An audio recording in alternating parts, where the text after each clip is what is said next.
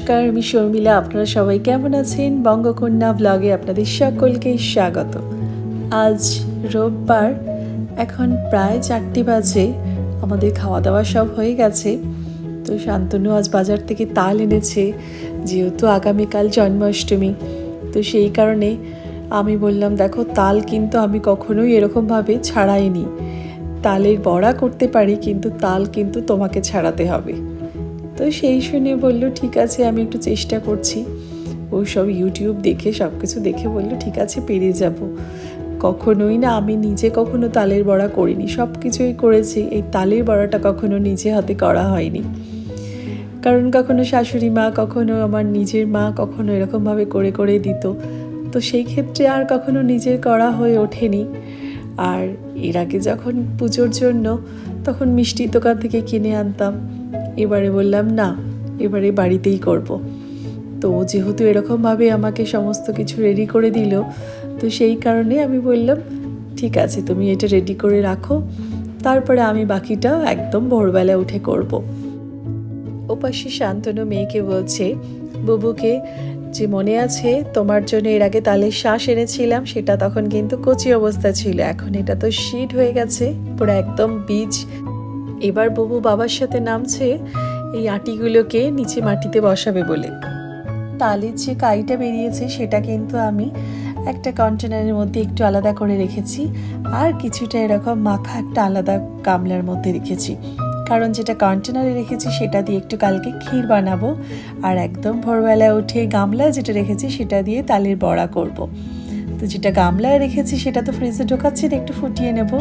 ভোর এখন 4:45 বাজে। উঠে গেছি, আজ গোপালের জন্মাষ্টমী। সকলকে জানাই শুভ জন্মাষ্টমীর শুভেচ্ছা, রাধে রাধে। আমি সকাল সকালে কিন্তু গতকাল করে রাখা সেই তালের যে কাইটা বের করে আলাদা গামলায় রেখেছিলাম, সেটা আমি হালকা গরম করে রেখেছিলাম। আজ কড়াতে আরেকটু ভালো করে নারকেল কুচি দিয়ে একটু ফুটিয়ে নিচ্ছি। এটা যখন ফোটাবেন তখন একটু সামান্য পরিমাণে একটু নুন দিয়ে নেবেন, নিয়ে ভালো করে ফুটিয়ে এর মধ্যে কিন্তু পরিমাণ মতো আমি এখানে লাল চিনি আলাদা করে আমি এখানে রেখেছিলাম, তো সেটাই মিশিয়ে দিচ্ছি। কেউ সাদা চিনিও দিতে পারেন, গুঁড়ো দিতে পারেন। তো আমি এখানে একটু ব্রাউন সুগার দিয়ে মিশিয়ে নিচ্ছি, হালকা করে, হালকা আঁচে মিশিয়ে নেওয়ার পরে এটা ঠান্ডা হোক। আর এপাশে আমি একটা বোলের মধ্যে আমি এখানে 1.5 বাটি মতো, যে বাটির মাপটা নিয়েছি, এটা 1.5 বাটি মতো মাপ আমি এখানে ময়দা নিয়ে নিয়েছি, আর আমি 1 বাটি ওই বাটির মাপেই সুজি নিয়ে নেব। এরপর এই মিশ্রণটির মধ্যে কিন্তু আরেকটি জিনিস দেব, আর একটু সামান্য পরিমাণে আমি একটু ওই সেই লাল চিনিটাই আবার মিশিয়ে দেব। আর এর মধ্যে যেটা দেব, এই আমল স্প্রে প্যাকেটের একটা 10 টাকার প্যাকেট, এটা পুরোটাই এর মধ্যে ঢেলে দেব।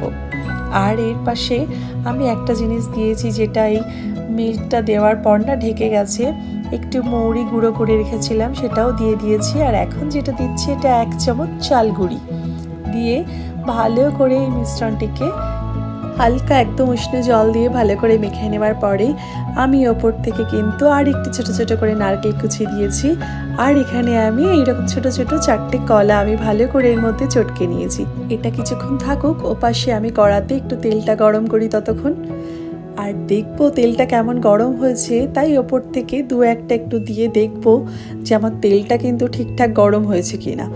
না হলে আমার তো এটা ফার্স্ট টাইম করা, তো আমি ঠিক আন্দাজ পাবো না বলে আগের দিনই মাকে জিজ্ঞেস করেছিলাম। মা বললো, গরম তেলে না 2-4টে দিয়ে দেখবি কেমন হচ্ছে, তাই একটু দেখি।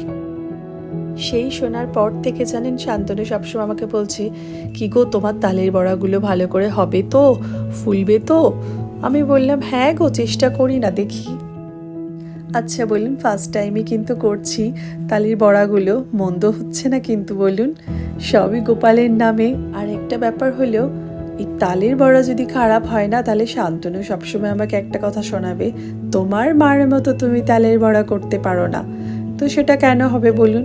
সব কিছুই যখন পারি, এটাও একটু চেষ্টা করি। গোপাল যখন আছে সবই সহায় হবে, দেখা যাক। একটা কথা আছে জানেন, মানুষে ভালোবেসে মন থেকে যদি ভক্তি করে করে, সব কিছুই কিন্তু ভালো হয় বলুন।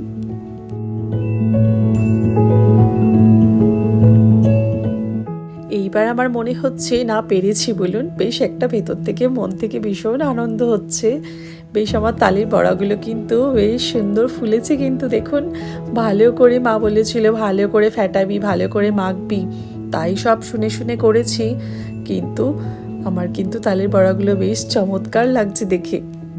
দাঁড়ানো পাশে কটা করা হয়ে গেছে, একবারে দেখাই আপনাদের। দেখুন তো কেমন লাগছে দেখে। যদি ভালো লাগে তাহলে কিন্তু আমাকে কমেন্টে জানাবেন, আর করেও দেখবেন কেমন হয়েছে।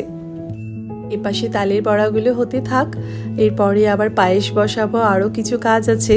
তো আজকের মতো ব্লগটা আমি এখানেই শেষ করলাম। আশা করি আপনাদের ব্লগটা ভালো লাগবে। যদি ভালো লাগে একটা লাইক শেয়ার করে দেবেন। আজকের মতো এখানেই শেষ করলাম, আবার দেখা হবে একটি নতুন ব্লগের সঙ্গে। টাটা, রাধে রাধে।